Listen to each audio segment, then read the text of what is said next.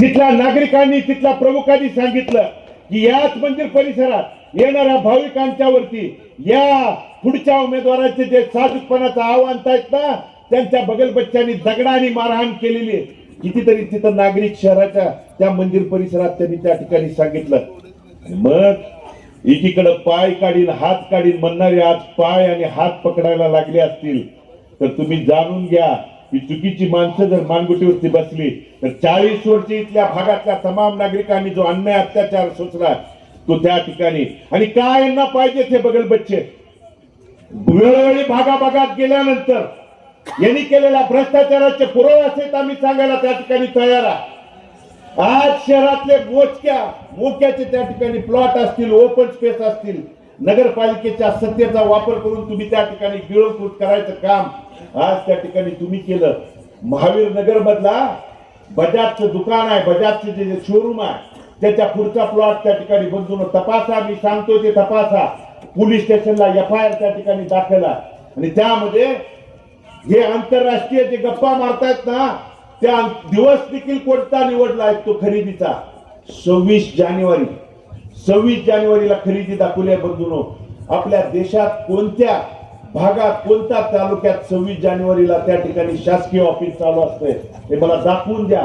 असेल तर त्या ठिकाणी मग हे चुकीची माणसं आज एकीकडे कोट्यावधी रुपयाचा भ्रष्टाचार त्या ठिकाणी करतायत आणि हे स्वतः आपल्या तालुक्याचे लोकप्रतिनिधी समाधानजी अवताडे यांनी हा भ्रष्टाचार विधानसभेच्या पवित्र भवनामध्ये मांडलाय.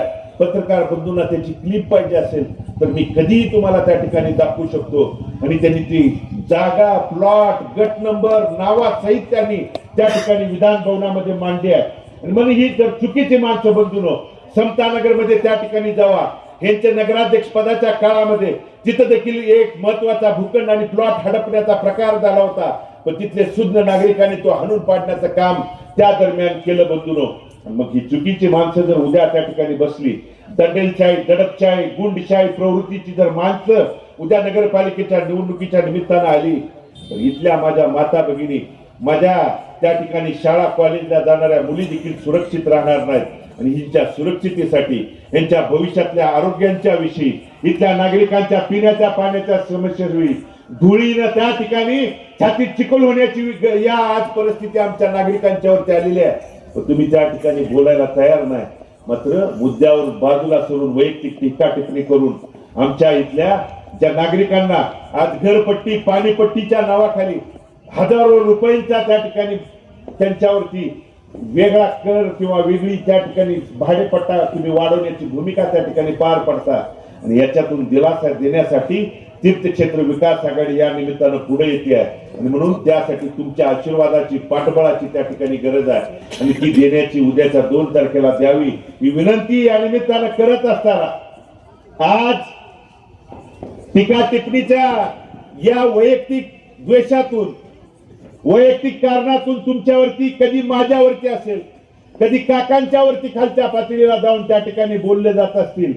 परंतु खालच्या पातळीला जरी तुम्ही त्या ठिकाणी बोलला असाल तर 3 तारखेला जो माझा या ठिकाणी तुम्ही हयात नसणाऱ्या वडिलांचा उल्लेख करून माझा बाप काढला, तुम्हाला 3 तारखेला निकालातून नक्की माझा बाप आठवल्याशिवाय त्या दिवशी 3 तारखेला राहणार नाही. कारण या भागाचं आम्ही भाऊनी मगाशी सांगितलेल्या पद्धतीनं हयात नसणाऱ्या व्यक्तींच्यावरती बोलू नये. हे माझ्या वडिलांचे, माझ्या कुटुंबाचं माझ्यावरती संस्कार आहेत. आम्ही तुमच्यावर, तुम्ही जरी चुकला असेल तर आम्ही त्या ठिकाणी बोलणार नाही, कारण ते माझ्यावरती संस्कार आहेत. पण तुम्ही ज्या भाषेनं मी टीका करत नाही, माझा स्वभाव नाही, त्या गच्चीवर वर त्या ठिकाणी ओरडून सांगत होता आणि दुसरीकडे मात्र टीका टिप्पणी खालच्या पातळीला जाऊन बोलत होता. इथले नागरिक सुज्ञ आहेत आणि मी तुमच्या माध्यमातून आव्हान आणि विनंती करतो की तुम्ही जर तुम्हाला एवढी भीत असेल त्या ठिकाणी मुद्द्यापासून वंचित राहायचं तर तुम्ही बाजूला सरा. मी सुद्धा बाजूला त्या ठिकाणी आजपासून सरायची मी इथं भूमिका घेतो. नगराध्यक्ष पदाच्या इथल्या उमेदवार आणि पुढच्या उमेदवार समोरासमोर बोलतील. तुम्ही त्या ठिकाणी मध्ये कुणी येऊ नका. तुमचं जर त्या बाबतीत पुढे येऊन धाडस असेल तर आम्ही देखील या निवडणुकीतून मी भगीरथ बालके त्या ठिकाणी बाजूला सरायला तयार आहे. तर तुम्ही मुद्द्यावर आणि मुद्द्यावर येत असाल तर तेवढ्याच ताकदीनं तुमचे जे या शहरातल्या नागरिकांना भूखंडाचे आरक्षण अरे कुठल्या कुठल्या भागात त्या ठिकाणी जाऊ, कारण तुम्हीच सांगता ना आम्हाला गल्ली बोळाचं त्या ठिकाणी गल्ली ना बोळ माहित आहे म्हणून फ्री शाल सांगितले.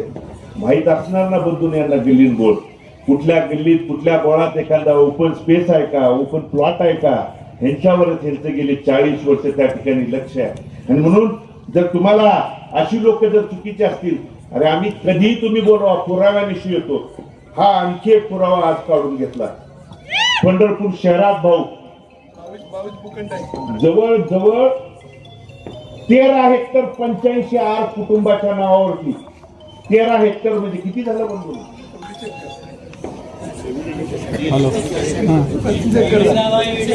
30 एकराच्या वर 32 एकर ट्रस्ट आणि काही लोकांची जमीन तुमच्या त्या जमिनीवरती आरक्षण टाकतो म्हणून त्यांना कमी कवडी मोलाच्या भावाने खरेदी केली.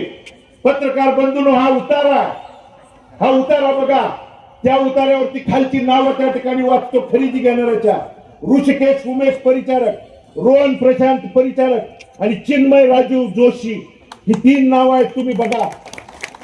आणि गोरगरिबांच्या नावावर, एखाद्या संस्थेच्या नावावर, एखाद्या ट्रस्टच्या नावावर तुम्ही त्या ठिकाणी नगरपालिकेच्या शासनाचा आणि प्रशासनाचा धाक दाखवून आरक्षणाची भीती त्या ठिकाणी घालता आणि नागरिकांची गोरगरिबांची जागा भूखंड अडकण्याचं आपण काम या नगरपालिकेच्या निवडणुकीच्या निमित्तानं करत असाल तर माझ्याकडे मुद्दा आहे, पुरावा आहे. तुम्ही या भगीरथवर एक सिद्ध करून दाखवा. आज जे सांगताय ना भालकेनी या ठिकाणी मुद्द्यावरून गुद्द्यावर आणली.